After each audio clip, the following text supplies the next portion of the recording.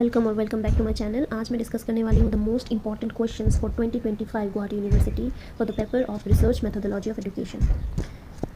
पहला क्वेश्चन है, discuss the meaning and scope of educational research, what are the different types, and number 2 is how does the fundamental research is different from applied research. चलिए समझते हैं इसको भी। Educational research ये एक systematic investigation है जो एजुकेशनल फेनोमेना को समझने के लिए किया जाता है। इसका गोल है टीचिंग और लर्निंग प्रोसेस को समझना। सो यहाँ क्या लिखा हुआ है, educational research is a systematic investigation into educational phenomena aimed at understanding teaching and learning process, improving educational outcomes, informing educational policies and practices, enhancing student learning experience. So ये सारे क्या बताती है, एजुकेशनल रिसर्च की definition बताती है। मैंने आपको यहाँ पे पॉइंट्स में दिया है, अगर आपने एग्जाम में भी इस तरीके से पॉइंट में डिफाइन किया, बट बिफोर दैट आप थोड़ा सा ब्रीफली अपने वर्ड्स में एजुकेशनल रिसर्च को ब्रीफ कीजिएगा। पहले रिसर्च को थोड़ा सा डिफाइन कीजिएगा, फिर एजुकेशनल रिसर्च को छोटे डेफिनेशंस में अपने वर्ड से लिखना, फिर आप पॉइंट्स में देना, और लास्ट में कंक्लूजन मत भूलना, वो इंपॉर्टेंट है। एग्जाम में आप जब मास्टर्स के लिए कोई आंसर लिख रहे हो, that should have this kind of structure, जो बहुत इंपॉर्टेंट है अच्छे मार्क्स को गेन करने के लिए। और अपने वर्ड्स अपने समझ से ज़रूर लिखिएगा, इसीलिए आपका कंसेप्ट क्लियर होना ज़रूरी है, तभी आपको फुल मार्क्स मिलेंगे। फुल मार्क्स तो चलिए देते नहीं, पर फिर भी आपको अच्छे खासे मार्क्स मिल जाएंगे, मार्क्स कटेंगे नहीं। और ऐसे पॉइंट में बाद में अगर कुछ भूल गए हो आप, तो पॉइंट में ऐसे दे सकते हो, ठीक है। लंबा चौड़ा आंसर्स लिखे आप बिना लिखे इस तरह से पॉइंट में भी दे सकते हो बीच में। तो एजुकेशनल रिसर्च हमने क्या समझा, ये एक सिस्टमेटिक इन्वेस्टिगेशन है जो एजुकेशनल फेनोमेना को समझने के लिए किया जाता है। इसका गोल है टीचिंग और लर्निंग प्रोसेस को समझना, एजुकेशनल आउटकम्स को इम्प्रूव करना और एजुकेशनल पॉलिसीज़ और प्रैक्टिसेस को इन्फॉर्म करना। ये रिसर्च वेरियस एस्पेक्ट्स को एक्सप्लोर करते हैं, जैसे कि इंस्ट्रक्शनल मेथड है, करिकुलम डिज़ाइन और डेवलपमेंट, असेसमेंट और इवैल्यूएशन टेक्नोलॉजी, और टीचर एजुकेशन और प्रोफेशनल डेवलपमेंट। एजुकेशनल रिसर्च का गोल में इंक्लूड होता है स्टूडेंट्स अचीवमेंट और एकेडमिक परफॉर्मेंस और फिर उनको इंप्रूव करना, टीचर इफेक्टिवनेस को एनहांस करना, एजुकेशनल पॉलिसी और डिसीजन मेकिंग को इन्फॉर्म करना, और एविडेंस बेस्ड प्रैक्टिसेस को डेवलप करना। देयरफॉर एजुकेशनल रिसर्च एक इंपॉर्टेंट टूल है जो हमें एजुकेशन को बेहतर बनाने में मदद करता है। So these are the scopes of fields in education. Educational psychology. So ये हमें सिखाता है कि लोग कैसे सीखते हैं और बिहेव करते हैं। So such as understanding learning process and behavior, developing effective instructional strategies, assessing and addressing learning difficulties. Students को कैसे और कहाँ learning difficulties आ रहा है उसे assess करने में help करता है for the teacher, enhancing student motivation and engagement, informing educational policies and practices. दूसरा है philosophy of education. ये हमें बड़े सवालों पर सोचने का मौका देते हैं, जैसे knowledge क्या है और ज़िंदगी में क्या important है, right? So philosophy related to philosophical things. Okay. So it seeks for examining fundamental questions about education and learning, exploring the nature of knowledge, reality, values, analyzing the aims and purpose of education. दूसरा है sociology of education. ये society और education का क्या connection है ये समझाता है, बेसिकली रिलेशनशिप को समझाता है। So studying the social context and structures of education, examining the relationship between education and society, analysing the impact of social factor on educational outcomes, investigating issues of inequality, diversity, social justice, informing policies and practices to promote social mobility and equality. Fourth है educational management and administration. Management and administration is related with planning, organising, managing educational institutions. So क्योंकि ये educational research है तो हर एक चीज़ education को लेके बात हो रही है, ठीक है। हर एक चीज़ एजुकेशनल फील्ड में ही सर्कुलेट करेगा, ठीक है। जो भी हम लोग रिसर्च के बारे में हम लोग किसी भी फिलोसफी ले लीजिए, साइकोलॉजी, सोशियोलॉजी, मैनेजमेंट, ये सारे जो फील्ड्स हैं ये सिर्फ और सिर्फ एजुकेशनल रिसर्च के बारे में बात करें। तो दैट इज़ वाई आप हर एक, अगर आपको सबके बारे में थोड़ा बहुत नॉलेज है, उसके बाद अगर एजुकेशनल रिसर्च को आप अपने समझ से दोनों को एक साथ लिख सकते हो, you will get the mark, ठीक है। सिर्फ कंसेप्ट क्लियर होने की ज़रूरत है आपको। इतना पता हो तो अगर आप कुछ लर्न नहीं है, आपको कुछ पता भी नहीं हो, फिर भी आप कुछ ना कुछ लिख सकते हो रिलेट करके कि कैसे ये साइकोलॉजी, फिलोसफी, सोशियोलॉजी, मैनेजमेंट किस तरीके से एजुकेशनल फील्ड में हेल्पफुल हो सकता है, आप उन्हें रिलेट करके लिख सकते हो। देन गाइडेंस एंड काउंसलिंग, ये स्टूडेंट्स को सपोर्ट देता है, उन्हें अच्छी स्किल्स डेवलप करने में मदद करता है ये। और क्या करता है, yes, provide support and guidance to student को पर्सनल और सोशल स्किल डेवलप करने में हेल्प करता है, असिस्ट करता है स्टूडेंट को choose their subjects and career, है ना। ये सब चूज़ करने में जब दिक्कत आती है तो guidance and counselling, with the help of guidance and counselling from the experts, students को एक सही पाथ मिलता है।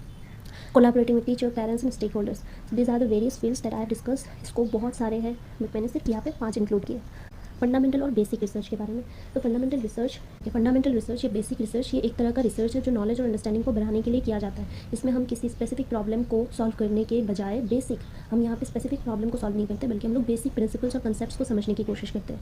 फॉर एग्जाम्पल, हमें ये जानना है कि लोग प्लास्टिक बैग्स के ऑल्टरनेटिव में, as an alternative plastic bags की जगह लोग क्यों क्लॉथ बैग को यूज़ नहीं करते, जबकि वो रीयूजेबल है। तो हम लोगों की बिहेवियर, उनका अवेयरनेस लेवल और उनके मोटिवेशन को एनालाइज करेंगे। इस रिसर्च से हमें पता चलेगा कि लोगों को प्लास्टिक बैग्स के बजाय क्लॉथ बैग्स का यूज़ करने के लिए कैसे मोटिवेट किया जा सकता है। इससे पॉलिसीज़ और अवेयरनेस कैंपेन्स को डेवलप करने में मदद मिलेगी, जो एनवायरनमेंट को प्रोटेक्ट करने में मदद कर सकती है। फंडामेंटल रिसर्च का एम है न्यू इन्फॉर्मेशन को गेन करना और एग्जिस्टिंग नॉलेज को बढ़ाना। ये रिसर्च हमारे नॉलेज को बढ़ाता है और हमें नई चीज़ें डिस्कवर करने में मदद करता है। अप्लाइड रिसर्च का एम है स्पेसिफिक प्रॉब्लम्स को सॉल्व करना। पहले का क्या था, फंडामेंटल का एम था नॉलेज को और अंडरस्टैंडिंग को बढ़ाना, पर अप्लाइड रिसर्च का एम है स्पेसिफिक प्रॉब्लम्स को सॉल्व करना। जैसे हमने पहले का एग्जाम्पल लिया था, प्लास्टिक बैग की जगह रीयूजेबल बैग जो कि क्लॉथ बैग है वो लोग क्यों यूज़ नहीं करते।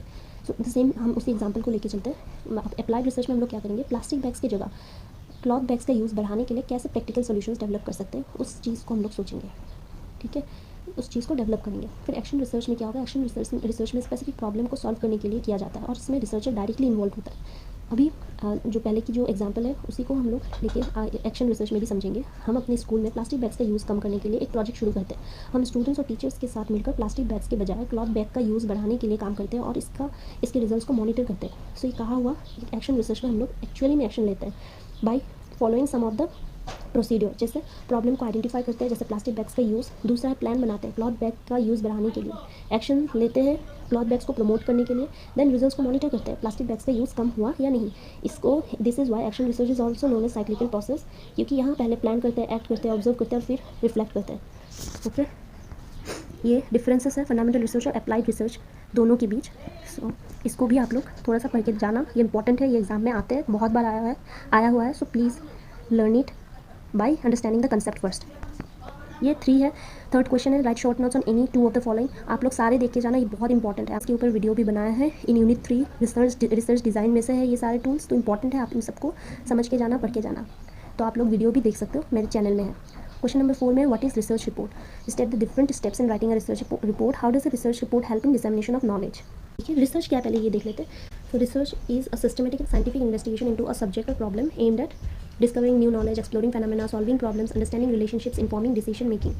रिसर्च एक सिस्टमेटिक और साइंटिफिक इन्वेस्टिगेशन है जो किसी सब्जेक्ट या प्रॉब्लम को समझने के लिए किया जाता है। इसका गोल है न्यू नॉलेज को डिस्कवर करना, फेनोमेना को एक्सप्लोर करना, प्रॉब्लम्स को सॉल्व करना और डिसीजन मेकिंग को इन्फॉर्म करना। सो research involves formulating research question. Research क्या करता है, रिसर्च क्वेश्चन को फॉर्मुलेट करता है और हाइपोथेसिस बनाता है by collecting and analysing the data, and फिर उसके बाद इंटरप्रेट करते रिजल्ट को, एट लास्ट ड्रॉ करते कंक्लूजन को। Research can be of many types, जैसे fundamental, applied, action, ethnography. There are many research types, among which these are some of the research types such as qualitative, quantitative, mixed method. इसके help से भी research को conduct किया जाता है। Based on the need of the research they use this research types. ठीक है, research report क्या है, रिसर्च रिपोर्ट एक रिटन डॉक्यूमेंट है जो रिसर्च स्टडी के फाइंडिंग्स, एनालिसिस और कंक्लूजन को प्रेजेंट करता है। ये रिसर्च प्रोसेस का डिटेल अकाउंट है जो प्रोवाइड करता है रिसर्च क्वेश्चन के फॉर्मुलेशन से लेकर रिजल्ट्स के इंटरप्रिटेशन तक। रिसर्च रिपोर्ट का इंपॉर्टेंस है नॉलेज को डिसेमिनेट करना। ये रिपोर्ट्स रिसर्च फाइंडिंग को शेयर करते हैं एकेडमिक कम्युनिटी, पॉलिसी मेकर और प्रैक्टिशनर्स के साथ। Reports evidence based recommendation provide करते हैं पॉलिसी और प्रैक्टिस इंप्रूवमेंट के लिए।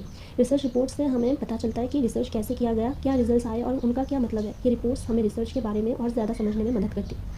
सो these are the various steps of report writing, you should go through it. ठीक है, और research report helps in dissemination of what knowledge, so that are also mention here, जैसे sharing research finding, information, policy and practice, advancing knowledge, promoting transparency and accountability.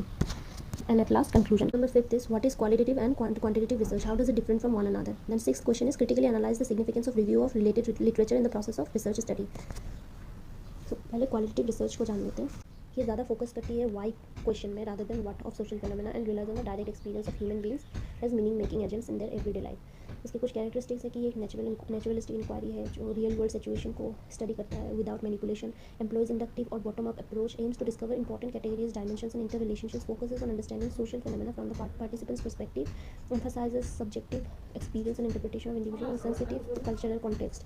Types of qualitative research are such as qualitative research के कुछ types हैं जैसे phenomenology, क्या individual experiences को describe करता है, then ethnography, culture और बिहेवियर का स्टडी नेचुरल सेटिंग्स में करते हैं, केस स्टडी में इन डेप्थ स्टडी होता है ऑफ एन इंडिविजुअल या फिर स्मॉल ग्रुप के ऊपर, दैन ग्राउंडेड थियरी में सिस्टमेटिक और इंडक्टिव मेथड से स्टडी किया जाता है फॉर थियरी डेवलपमेंट। दैन तो ये सारे टाइप्स ऑफ क्वालिटेटिव रिसर्च है। ये क्वांटिटेटिव रिसर्च में हम बिहेवियर को कंट्रोल्ड एनवायरनमेंट में स्टडी करते हैं, ऑब्जर्वेशन ऑब्जेक्टिव होती है और रिसर्चर्स एग्री करते हैं कि क्या ऑब्जर्व किया गया है। क्वांटिटेटिव रिसर्च का यूज़ करके हम जनरलाइजेबल फैक्ट्स एस्टैब्लिश कर सकते हैं और अपने रिसर्च क्वेश्चन का जवाब पा सकते हैं। ये रिसर्च स्ट्रेटेजी बहुत यूज़फुल है जब हम लार्ज स्केल डाटा को एनालाइज करना चाहते हैं और ऑब्जेक्टिव कंक्लूजन्स निकालना चाहते हैं। तो ये बेसिकली क्वांटिटेटिव रिप्रेजेंटिंग, क्वांटिटेटिव से जो वर्ड है इसी से हमें पता चल रहा है कि कुछ न्यूमेरिकल चीज़ों के बारे में बात हो रही है यहाँ ऐसे डाटास यूज़ होते हैं जो स्टेटिस्टिक्स के ऊपर बेस्ड होते हैं, जो बेसिकली आपको नंबर्स और न्यूमेरिकल डाटा के ऊपर ये रिसर्च होता है। तो ये दैट इज़ वाई ये प्रोसेस क्या करता है, कलेक्ट करता है, एनालाइज करता है न्यूमेरिकल डाटा को। It can be use to find patterns and averages, make predictions, test causal relationship and generalise results to wider population, जो कि मैंने अभी बताया। ये क्वालिटेटिव रिसर्च में क्या था, वहाँ हम लोग नॉन न्यूमेरिकल डाटा को एनालाइज करते हैं, क्वालिटेटिव डाटा एनालिसिस करते हैं, जिससे क्वालिटेटिव डाटा को एनालाइज करते हैं, जिससे लोगों के थॉट्स और प्रेफरेंसेस को समझ सकते हैं। Research as a clearly defined research question to which objective answers are sought. All aspects of study are carefully designed before data is collected. Data are in the form of number and statistics, often arranged in tables, charts, figures, or other non-textual forms. Quantitative research attempts to study behavior under controlled condition. यहाँ पे controlled condition में quantitative research को study किया जाता है। पर qualitative research में क्या था, वो naturalistic environment में रिसर्च को स्टडी किया जाता था, कंडक्ट किया जाता था, जहाँ पे कोई कंट्रोल कंडीशंस नहीं होते हैं। सो इसीलिए वो सब्जेक्टिव था, पर ये क्वांटिटेटिव रिसर्च क्या है, ऑब्जेक्टिव है। तो यही सारे डिफरेंसेस हैं जो आप लोगों को अगर क्वांटिटेटिव और क्वालिटेटिव रिसर्च समझ में आ गया तो आप खुद भी लिख सकते हो। What is qualitative data analysis? Discuss its process of organisation, analysis and interpretation of qualitative data. Qualitative data analysis और क्वालिटेटिव रिसर्च दोनों की डेफिनेशन बहुत सिमिलर से लगता है, साउंड करते हैं, बट डिफरेंस है इसमें। वो क्वालिटेटिव रिसर्च था, ये क्वालिटेटिव डाटा है, बट बहुत ज़्यादा सिमिलर है दोनों के डेफिनेशन ओके। तो क्वालिटेटिव डाटा एनालिसिस ये एक वो प्रोसेस है जिसमें हम नॉन न्यूमेरिकल डाटा को एनालाइज करते हैं। एक सिस्टमेटिक अप्रोच है जिसमें हम डाटा को ऑर्गेनाइज, कैटेगराइज और इंटरप्रेट करते हैं। फॉर एग्जाम्पल, आपने अपने दोस्तों से आप अपने दोस्तों से पूछते हैं कि उनका फेवरेट फूड क्या है, और वो कहते हैं हमें पिज़्ज़ा, बर्गर, समोसा एक्सेट्रा पसंद है। पर अभी क्वालिटेटिव डाटा एनालिसिस में हम इन जवाबों को एनालाइज भी करते हैं और देखते हैं कि कौन सी चीज़ सबसे ज़्यादा पसंद की जा रही है। In this given example such as किसी ने 2-3 बार पिज़्ज़ा को रिपीट किया, जिससे पता चला कि पिज़्ज़ा को बहुत बार पसंद किया जा रहा है। सो इस तरह क्वालिटेटिव डाटा एनालिसिस से हम लोगों के थॉट्स और प्रेफरेंसेस को समझ सकते हैं। तो इसकी जो प्रोसेस है, ऑर्गेनाइजेशन प्रोसेस है, क्या डाटा फेमिलराइजेशन। हम डाटा को अच्छी तरह से समझते हैं और उसका कंटेंट, कॉन्टेक्स्ट और थीम्स को आइडेंटिफाई करते हैं। डाटा कोडिंग, हम डाटा को लेबल्स या टैग्स देते हैं जो मीनिंगफुल कंसेप्ट से थीम्स को रिप्रेजेंट करते हैं। देन थेमेटिक एनालिसिस, हम सिमिलर कोड्स को ग्रुप करते हैं और ब्रॉडर थीम्स या पैटर्न्स की पहचान करते हैं। कांस्टेंट कंपैरिजन, हम न्यू डाटा की कंपैरिजन एग्जिस्टिंग कोड्स और थीम्स से करते हैं ताकि हम कैटेगरीज को रिफाइन कर सकें।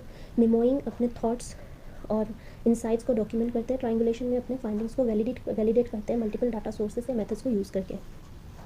और ये जो क्वेश्चन नंबर 8 है, व्हाट इज़ सैम्पलिंग, तो इसके बारे में भी मैंने डिस्कस किया है और की है ऑलरेडी यूनिट रिसर्च डिज़ाइन वाला वीडियो में। ये भी आप मेरे चैनल में जाके देख सकते हैं। उसमें आपको बाकी जो भी सारे क्वेश्चंस यहाँ पे मैंने डिस्कस नहीं किए हैं वो सारे उसमें मिल जाएंगी। तो अगर आपको कंसेप्ट क्लियर नहीं है और इन्हें समझना है या फिर नोट्स बनाना है तो आप यहाँ उस वीडियो में जाके कंसेप्ट को क्लियर करके अपना नोट्स बना सकते हैं।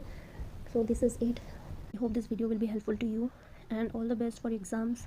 आप अपने एग्ज़ाम्स को अच्छे से देना। और अगर कोई भी क्वेश्चन और भी है, अगर कुछ आपको टॉपिक समझ में नहीं आ रहा है, कोई टॉपिक डिस्कस करना है, मैं कमेंट बॉक्स में वो भी शेयर कर सकते हो। मैं ज़रूर उसमें भी वीडियो बनाऊंगी। Thank you so much for watching.